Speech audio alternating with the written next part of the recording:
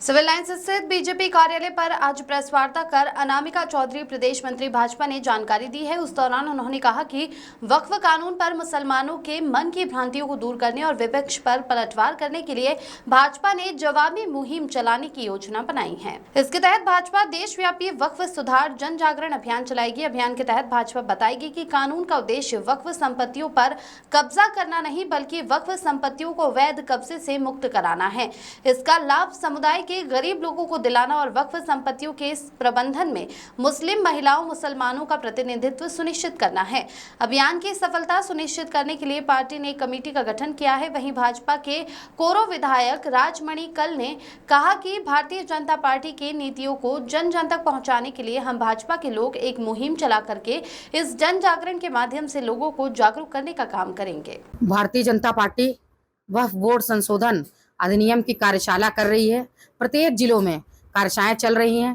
कार्यशालाओं के बाद पार्टी के जितने भी मोर्चे हैं, महिला मोर्चा, युवा मोर्चा, सभी मोर्चा के माध्यम से यह संगोष्ठी होगी। नीचे तक कार्यक्रम जाएगा, जन जन तक जाएगा।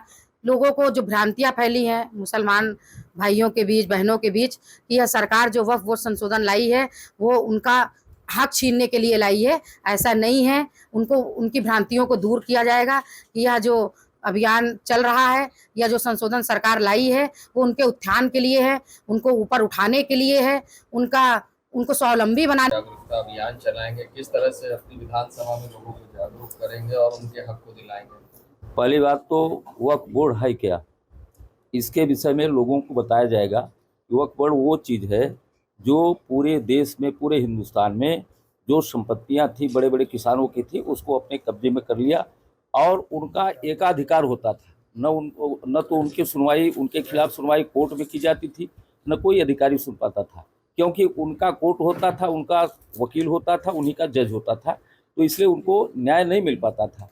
इस कारण भी वक्फ बोर्ड की संपत्ति में संशोधन ले आना आवश्यक हो गया था। यह भारत सरकार ने बिल ले आई और इस बिल के माध्यम से संशोधन करके जो ज़मीनें किसानों की हर स्टेट में है, एक स्टेट की बात नहीं, पूरे भारतवर्ष में है, प्रत्येक कहीं ज़्यादा है कहीं कम है, जो किसानों की संपत्ति हड़पी गई है वो अपने कब्जे में किए हैं, उनको छुड़ाने के लिए यह बिल ले आ गया है कि संशोधन करके सभी का जो संपत्तियां अवैध तरीके से कब्जे में आई हैं वक्फ बोर्ड की, उसको छुड़ा कर किसानों को दिया जाएगा।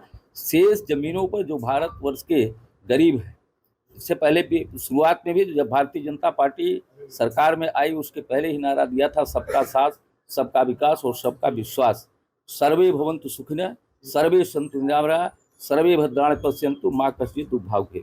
इस भावना के साथ भारतीय जनता पार्टी की सरकार केंद्र में आई, प्रदेश में आई, तो यह नैतिक कर्तव्य है, यह ईमानदारी के साथ हमारी पार्टी ने जिस तरह की ज़मीनें, जिस तरह के अवैध तरीके से लोग कब्जा किए हुए हैं उसको छुड़वा करके वक्फ बोर्ड की जो ज़मीन है उसको गरीबों के लिए उस पर विद्यालय और शिक्षालय और हॉस्पिटल, तमाम तरह की फैक्ट्रियां लगा करके जो हमारे नौजवान लोग हैं उनको हम नौकरी भी देने का काम करेंगे। ये सरकार का उद्देश्य है और ये बूथ स्तर तक जाएगा। धन्यवाद।